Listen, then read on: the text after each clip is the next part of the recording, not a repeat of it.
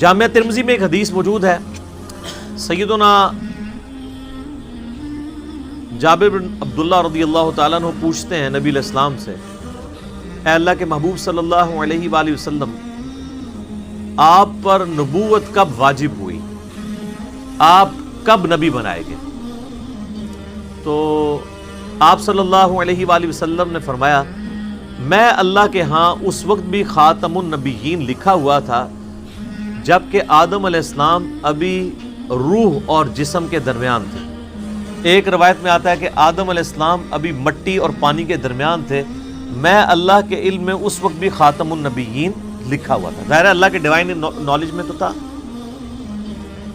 میں دعائے ابراہیم ہوں، میں عیسیٰ کی بشارت ہوں، میں اپنی ماں کا وہ خواب ہوں جو انہوں نے پیدائش کے وقت دیکھا جب میری پیدائش ہوئی، کہ ان کے لیے ایک ایسا نور ظاہر ہوا جس سے شام کے محلات بھی روشن ہو گئے ان پر۔ یعنی نبی علیہ السلام کی پیدائش کے وقت آپ علیہ السلام کی والدہ کو خواب کے ذریعے بشارت دی گئی کہ آپ سے جو بچہ پیدا ہونے والا ہے اس کی حکومت بالآخر رومن امپائر کے اوپر بھی حاوی ہو جائے گی۔ اور پھر لوگوں نے دیکھا۔ تو لیکن یہ جو ہم جس نبوت کے یعنی مبعوث ہونے کا ذکر کر رہے ہیں وہ نبی علیہ السلام کی مبارک زندگی کے 40ویں سال کے بعد کا معاملہ ہے۔ آپ علیہ السلام پیدائشی طور پر پیغمبر تھے لیکن مبعوث نہیں ہوئے تھے، اللہ کی طرف سے آپ کی بعثت نہیں ہوئی تھی۔ اللہ کی حفاظت میں ضرور تھے، نبی تو اللہ کی حفاظت میں ہوتا ہے، لیکن نبی کو یہ خود نہیں پتا ہوتا کہ میں اللہ کا پیغمبر ہوں جب تک کہ اللہ اسے مبعوث نہ کرے۔ سورہ شورى میں واضح ہے، ما کنت تدری ما الکتاب ولا الایمان، اے نبی قرآن کے نزول سے پہلے نہ تو آپ کتاب سے واقف تھے اور نہ ایمان کی تفصیلات کو جانتے تھے، بلکہ اللہ نے اس کتاب کو آپ کے لیے ہدایت کا ذریعہ بنایا۔ وَإِنَّكَ لَتَهْدِي إِلَىٰ صِرَاطٍ مُسْتَقِيمٍ، اور اب آپ بھی لوگوں کو سیدھے راستے کی طرف بلاتے ہیں۔ حتیٰ کہ صحیح بخاری میں سیدنا ابو بکر الصدیق رضی اللہ تعالیٰ عنہ کا ایک بڑا خطرناک قسم کا خطبہ موجود ہے۔ خطرناک میں اس لیے کہہ رہا ہوں کہ پاکستان میں 295C لگی ہوئی ہے، ورنہ حضرت ابو بکر پہ فٹ کر دیتے ہیں جو انہوں نے ڈاکٹرائن بتائی ہوئی ہے۔ صحیح بخاری میں خطبہ موجود ہے، میرا ایک یوٹیوب پہ کلپ بھی ہے، صحیح اور بخاری اور مسلم سے قرآن کے فضائل پہ 8 احادیث۔ اس میں نے یہ حدیث بتائی تھی کہ سیدنا ابو بکر جب خلیفہ بنے رضی اللہ تعالیٰ عنہ علیہ السلام، تو انہوں نے جب پہلا خطبہ دیا تو اس میں ان کے الفاظ ہیں کہ اللہ تعالیٰ نے محمد صلی اللہ علیہ وآلہ وسلم کو اس کتاب کے ذریعے ہدایت دی۔ ذرا الفاظ سننے، محمد کو اللہ نے اس کتاب کے ذریعے ہدایت دی اور اب تم نے یہ کتاب کا پیغام ان کی امت تک آگے پہنچانا ہے۔ شکر ہے ادھر کو کھڑا نہیں ہو گیا کہ یار امیر المومنین یہ آپ کیا کہہ رہے ہیں، نبی علیہ السلام پہلے گمراہ تھے؟ نعوذ باللہ، گمراہ نہیں تھے، لیکن آپ کی ہدایت ڈیٹم لیول کی تھی، بنیادی تفصیلات نہیں تھی اس میں۔ قرآن میں وَوَجَدَكَ ضَالًّا فَهَدَىٰ، اے نبی آپ کو ہم نے اپنی محبت میں حق کی تلاش میں خود رفتہ پایا تو منزل مقصود تک پہنچا۔ یہ گمراہی والا ترجمہ تو غلط کیا ہے، اس کے اوپر جو بریلوی گرفت کرتے ہیں نا اہل حدیث اور دیوبند کی، وہ ٹھیک کرتے ہیں۔ ضال کا مطلب نبی علیہ السلام کے لیے گمراہی نہیں ہوگا، ضال کا ایک مطلب کسی کی محبت میں ڈوبنا بھی ہوتا ہے، جیسا کہ یوسف علیہ السلام کے بھائیوں نے اپنے والد کے بارے میں کیا کہا تھا، ان ابانا لفی ضلال مبین، ہمارے ابا جان تو اس بیٹے کی محبت میں ڈوب چکے ہیں۔ وہ یہ تو نہیں کہہ رہے تھے ہمارا ابا گمراہ ہو گیا ہے، وہ یہ کہہ رہے تھے کہ یہ اس ایک بیٹے کی محبت میں ڈوبا ہوا ہے، ہمیں بھی ذرا توجہ دے۔ تو یہ وَوَجَدَكَ ضَالًّا فَهَدَىٰ، اس کا ترجمہ جو ہے وہ احمد بریلوی صاحب نے ٹھیک کیا ہے کہ تمہیں اپنی محبت میں خود رفتہ پایا تو منزل مقصود تک پہنچا۔ تو قرآن کے ذریعے اللہ تعالیٰ نے آپ علیہ السلام کی ہدایت کو کامل کیا۔ تو نبی پیدائشی طور پہ نبی ہوتا ہے لیکن اسے پتہ نہیں ہوتا جب تک مبعوث نہ ہوتا، ورنہ تو بخاری مسلم میں جو حدیث آتی ہے کہ نبی علیہ السلام کو جب پہلی دفعہ فرشتہ نظر آیا تو آپ کی حالت جو ہوئی ہے، مطلب آپ تو خوش ہو جاتے کہ میں 40 سال سے انتظار کر رہا تھا، شکر ہے تو آ گیا۔ الٹا آپ علیہ السلام پریشان ہو گئے حتیٰ کہ بخاری مسلم کے الفاظ ہیں، سیدہ خدیجہ سلام اللہ علیہا ان کو اپنے کزن ورقہ ابن نوفل کے پاس لے گئی. انہوں نے جب نبی علیہ السلام کی کنڈیشن سنی، وہ نابینا ہو چکے تھے، انہوں نے کہا یہ تو وہی لگتی ہے، وہی والی وہی کہ موسیٰ علیہ السلام پہ نازل ہوئی تھی. تو پھر انہوں نے کہا کہ عنقریب آپ کی قوم آپ کو نکال دے گی. ہائے ہائے ہائے ہائے.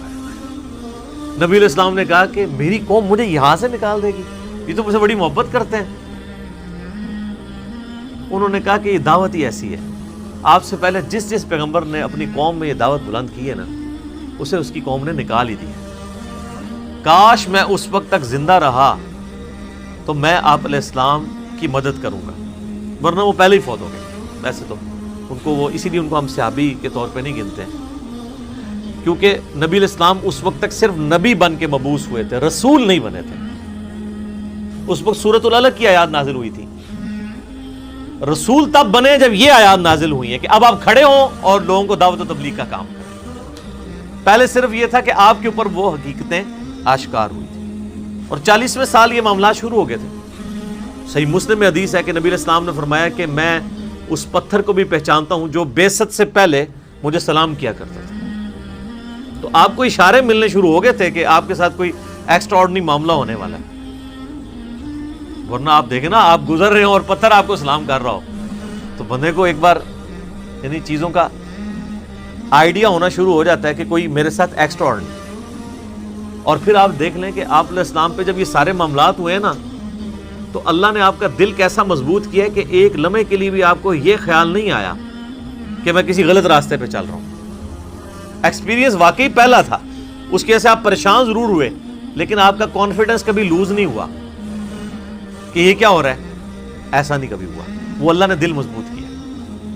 اور یہ پیغمبر کے ساتھ غیبی تائید ہوتی ہے. بعض اوقات پیغمبر جو ہیں وہ بچپنے میں ہی بولنا شروع کر دیتے ہیں. سورہ مریم میں آتا ہے، سورہ آل عمران کے اندر آتا ہے کہ حضرت عیسیٰ علیہ السلام جو ہیں وہ ماں کی گود میں بھی کلام کر رہے ہیں. اللہ تعالیٰ چاہے تو، اور وہ کیا کہہ رہے ہیں کہ مجھے اللہ نے پیغمبر بنایا ہے، مجھے کتاب دی ہے اور مجھے مبارک بنایا ہے، اور میں اپنے ماں باپ، میں اپنی ماں کے ساتھ حسن سلوک کرنے والا مجھے بنایا ہے. سلام ہو اس دن پر جس دن میں پیدا ہوا، جس دن میں مروں گا اور جس دن میں اٹھایا جاؤں گا. یہ ساری گفتگو وہ کر رہے ہیں ماں کی گود میں. ان کو اللہ نے اسی وقت مبعوث کر دیا. اکثر انبیاء کو اللہ تعالیٰ نے 40 سال کی عمر میں مبعوث کیا، کیونکہ 40 سال کی عمر جو ہے نا یہ میچورٹی کی عمر ہے. حضرت موسیٰ علیہ السلام کو بھی 40 سال کی عمر میں مبعوث کیا. اس کے بعد انسان یعنی دنیا کے سارے حقائق دیکھ چکا ہوتا ہے، اتنے ایکسپیرینسز اس کو آ چکے ہوتے ہیں کہ وہ اب ایک بڑے لیول کی دعوت کو لانچ کر سکتا ہے. اور جو لوگ ذرا اس سے پہلے شروع ہو جاتے ہیں دعوت کے حوالے سے تو وہ اللہ تعالیٰ کی طرف سے کوئی ایکسٹرا آرڈنری کسی کے ساتھ معاملہ ہو سکتا ہے، جس طرح حضرت عیسیٰ علیہ السلام. اور جب انہوں نے یہودیوں کو ایڈریس کرنا شروع کیا ہے اس وقت ہارڈلی آپ کی عمر 25 سال تھی حضرت عیسیٰ علیہ السلام کی، جب یروشلم میں جا کے انہوں نے یہودی پادریوں کو للکارنا شروع کیا. بڑے بڑے بزرگوں کی گستاخیاں جب حضرت عیسیٰ نے شروع کی ہیں اس وقت ان کی عمر صرف 25 سال تھی. وہ تو ہی کہتے تھے نا گستاخی ہو رہی ہے ہمارے ساتھ، تو گستاخی سمجھتے تھے، کیونکہ حضرت عیسیٰ علیہ السلام ان کو کرٹیسائز کرتے تھے. میٹھی میٹھی باتیں نہیں کرتے تھے، میٹھی میٹھی باتیں کرتے تو وہ ہاتھ ڈالتے. وہ کہتے تھے تم یہ کہتے ہو اور کتاب میں یہ لکھا ہوا ہے، تم خود یہ کرتے ہو. تو انہوں نے کہا پکڑ لو اس کو. قتل کے درپے ہو گئے. وہ تو اللہ تعالیٰ نے ان کو زندہ اٹھا لیا، ورنہ وہ تو قتل کر ہی دیتے حضرت عیسیٰ علیہ السلام. تو اس میں میں ایک بڑا تلخ جملہ بولتا ہوں کہ حضرت عیسیٰ علیہ السلام جو یہودیوں نسل تھے، یہودیوں نے اپنے علماء کے زیر اثر ان کے قتل کے اوپر آمادگی ظاہر کر دی. یہ علماء کا فتنہ اتنا بڑا فتنہ ہے کہ یہ فتنہ وقت کے پیغمبر کے خلاف بھی کھڑا ہو جائے تو اس کو بھی دنیاوی طور پہ فیل کر دیتا ہے. دنیاوی طور پہ تو فیلئر ہی ہے نا. 12 بندے صرف ایمان لے کے آئے، اپنی بھی جان اللہ نے بچائی. دنیا میں تو یہ دیکھا جاتا ہے نا اس کے کروڑوں فالوور ہوں تبھی تو بتا رہے ہوتے ہیں نا جی جناب اتنا بڑا اجتماع ہوا ہے، اتنے جلسے میں لوگ آئے. وہ کیوں بتا رہے ہوتے ہیں؟ کامیابی کے لیے.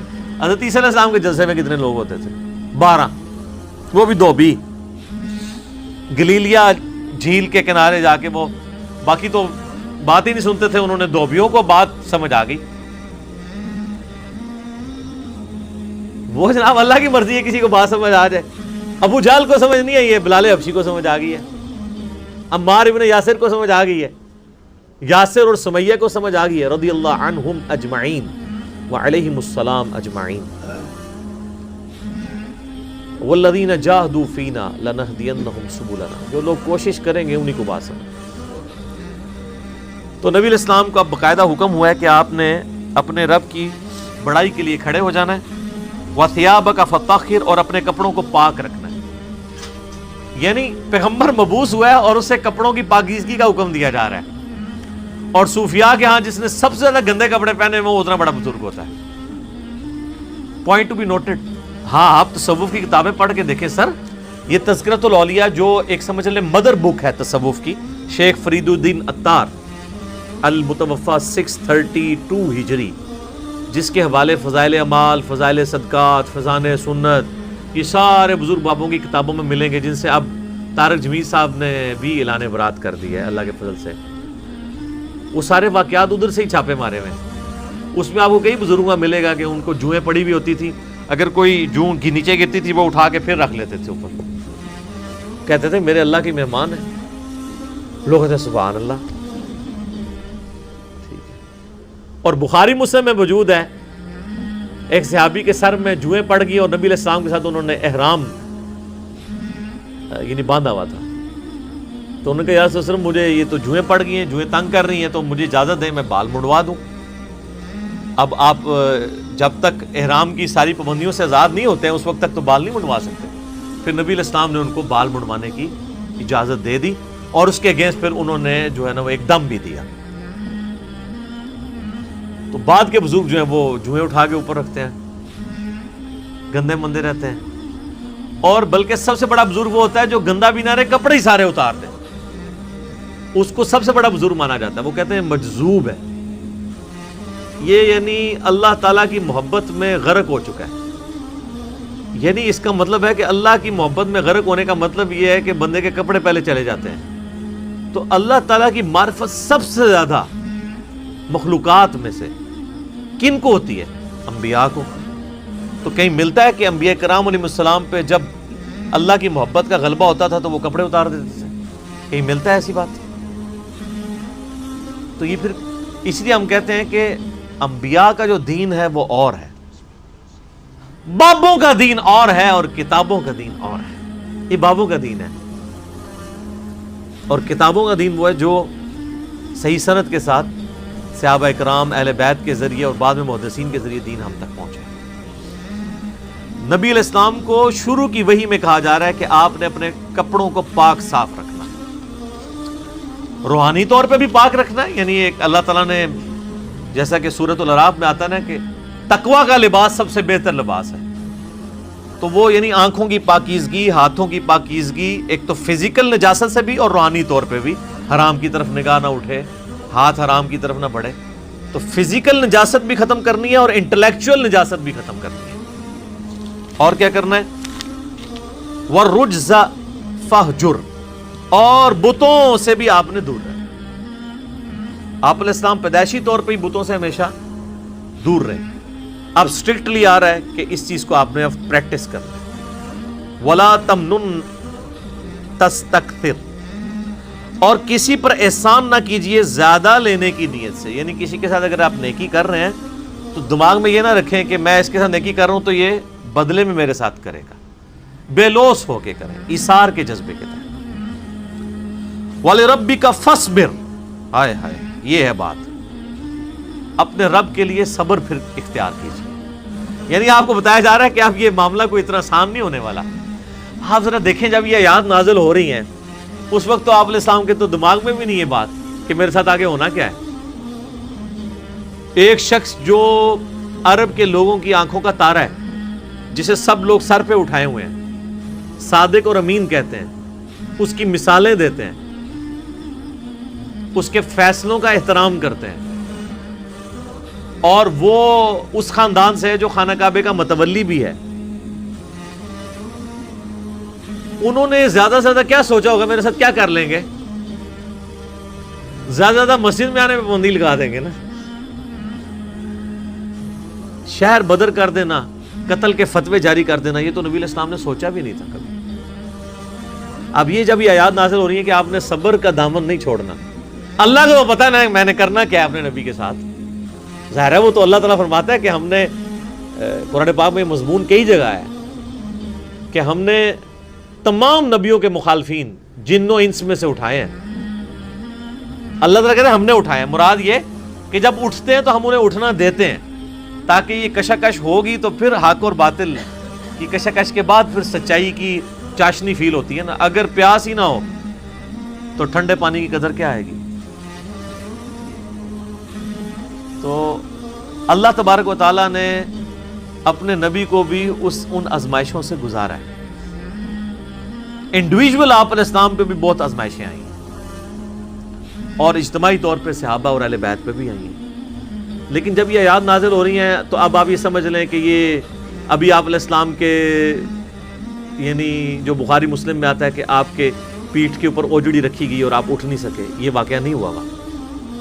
آپ کے گلے کے اندر صحیح بخاری مسلم میں آتا ہے کہ وہ ڈالا گیا کپڑا اور اتنی زور سے دبایا گیا کہ قریب تھا کہ آنکھیں ابل آتی. یہ اب واقعہ نہیں ہوا. طائف کا واقعہ نہیں ہوا کہ جس میں پتھر اتنے مارے گئے کہ مبارک خون سے جوتیاں بھی بھر گئیں. یہ واقعہ نہیں ہوا. پھر قتل کے فتوے کے رات کے وقت سیدنا ابوبکر کو ساتھ لے کے اور مولا علی کو اپنے بستر پہ لٹا کے آپ علیہ السلام ہجرت کے لیے نکل گئے. یہ واقعہ بھی نہیں ابھی ہوا. اور سر پر مدینے میں تو لائف ہی پوری ڈائنامک, جاتے ہی یہودی متھے مار لگ گئے, جا کے منافقین اوپر سے کلمہ پڑھ لیا, پیچھے سے وہ جڑیں کاٹتے رہے. پھر غزوہ بدر میں جو کچھ ہوا, احد میں تو نبی علیہ السلام کے دانت بھی شہید ہو گئے اور آپ کی شہادت کی خبر مشہور ہو گئی. اس قدر آپ کا خون بہہ گیا.